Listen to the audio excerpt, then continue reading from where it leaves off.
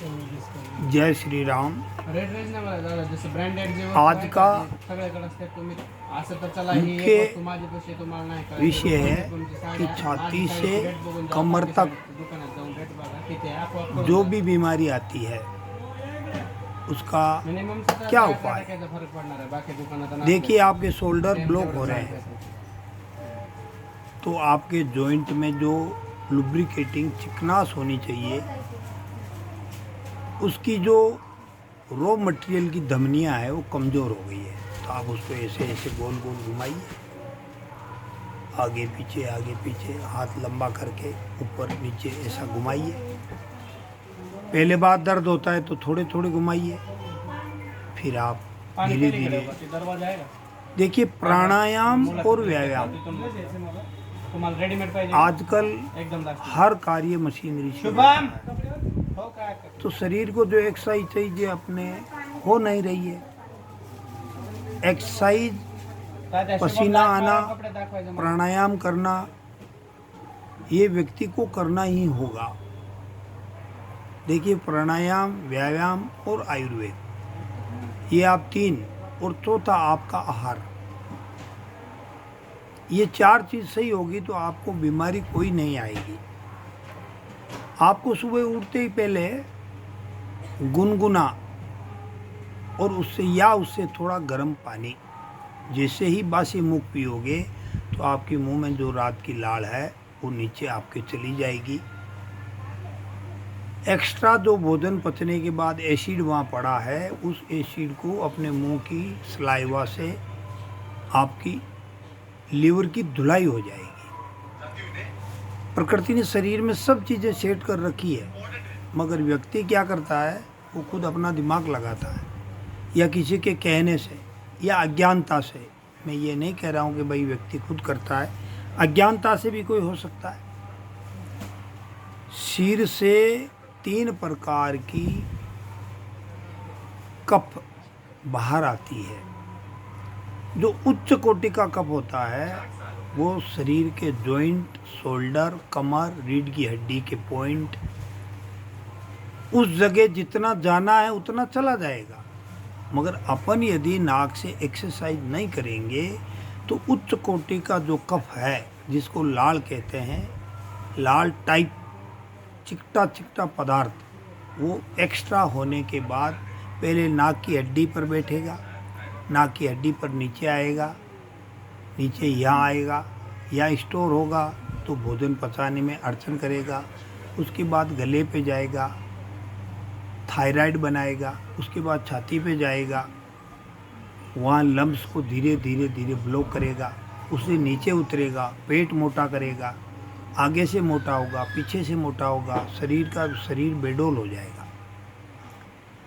उसका एक ही उपाय है, आप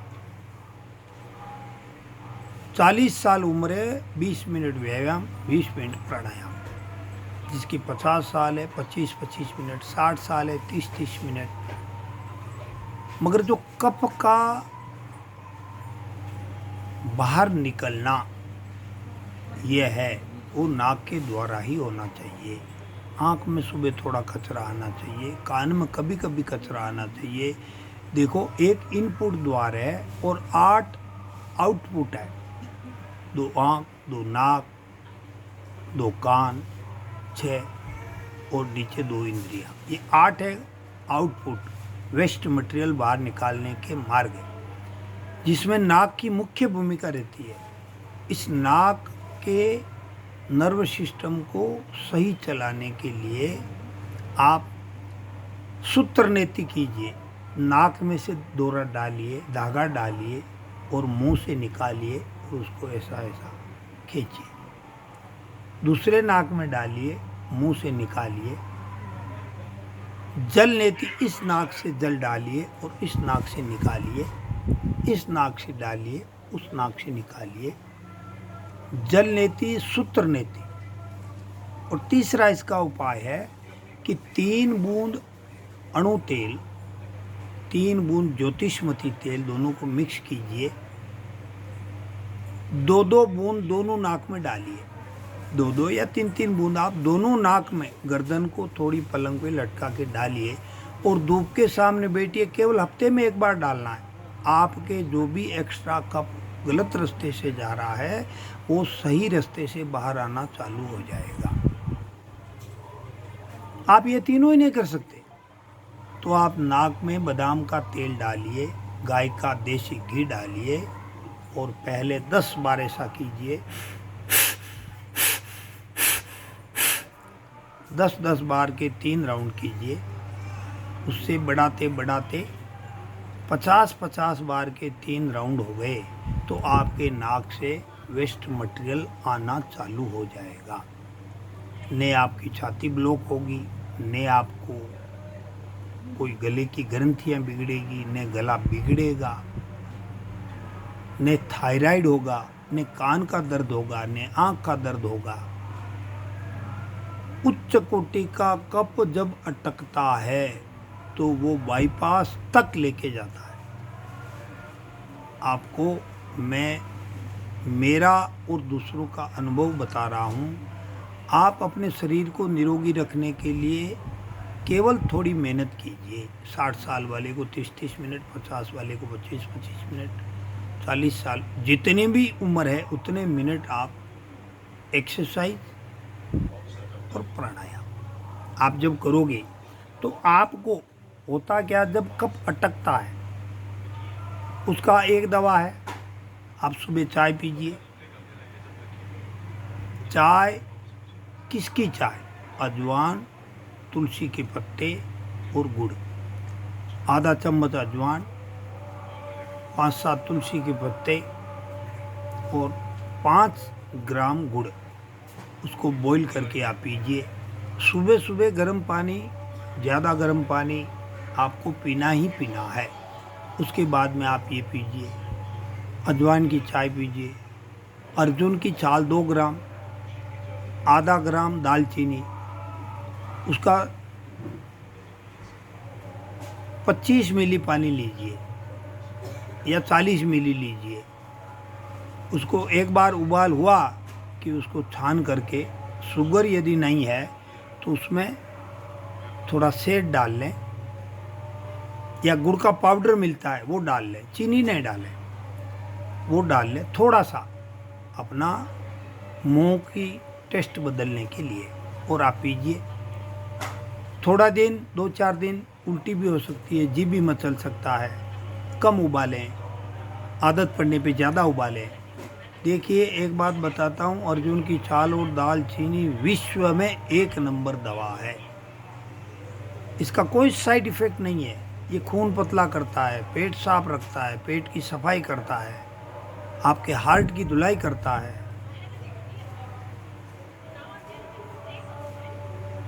आप ये दवा करोगे तो आपको किसी भी प्रकार की कहीं भी विजिट दे करके 200-400 रुपये दे करके ट्रीटमेंट लेना नहीं पड़ेगा। विश्व में इससे बढ़िया कोई दवा नहीं है। आपको छाती ज़्यादा ब्लॉक हो रही है, थोड़ा अदरक, हल्दी, उसका लेप लगाइए। प्याज, इन तीनों का पेस्ट बनाइए, थोड़ी देर लेप लगाइए। आप धूप में बैठिए। ट्रीटमेंट अनेक है, मगर आपको सोचना है, समझना है और खुद को करना है। मशीनरी युग में शरीर को कोई मेहनत नहीं है, पसीना कभी आता नहीं है। आपको उल्टी जैसा होगा, उल्टी आ सकती है, लेकिन मिस्टेक कुछ नहीं है। धीरे धीरे धीरे आपके सब लम्स खुले हो जाएंगे। दूसरा एक वो तो होता है कि पेट जब बिगड़ता है, इसका मुख्य कारण होता है नाभि चक्र का डिगना, जिसको धरण खिसकना। उसको ठीक करने के लिए आप नौकासन कीजिए। रीढ़ की हड्डी पर उल्टे सोकर के रीढ़ की हड्डी को छोड़ के दोनों साइड में ऊपर से नीचे तक तेल की मालिश 25 बार किसी से करवाइए। जिस तरफ नाभि चक्र गिरा है उसके दूसरी दिशा का पैर को झटके लगाइए। एक उपाय इससे भी अच्छा है, आप उकड़ू बैठिए और नाक में दौरा डाल के छींक लीजिए। आप 5 बार छींक लीजिए, 3 दिन लीजिए, आपका नाभि चक्र जगह पे आ जाएगा।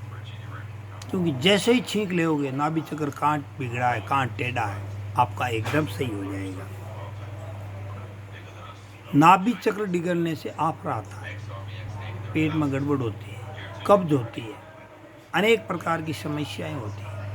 आपका नाभि चक्र ठीक होते ही उसका एक कारण और है, विरुद्ध दिशा का आहार लेना। आप ककड़ी दही के साथ खाइए, ये विरुद्ध दिशा है। आप भिंडी की सब्जी खाइए, मूली की सब्जी खाइए, ये विरुद्ध आहार है।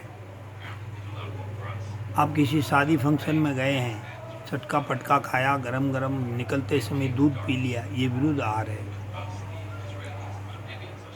फ्रिज का ठंडा पानी पिया और ऊपर से चाय पी ली, ये विरुद्ध आहार है।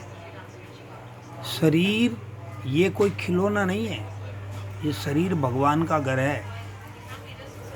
मैं नॉनवेज खाऊंगा ताकतवान हो जाऊंगा, मैं अंडे खाऊंगा ताकतवान हो। कई ऋषि मुनियों ने नहीं लिखा है कि आप ऐसा खाइए और बलवान बनिए। देखिए, आपको एक बात बताता हूँ, सेवा करने वाला कभी भी आपसे मीठा नहीं बोलेगा, वो स्पष्ट बोलेगा।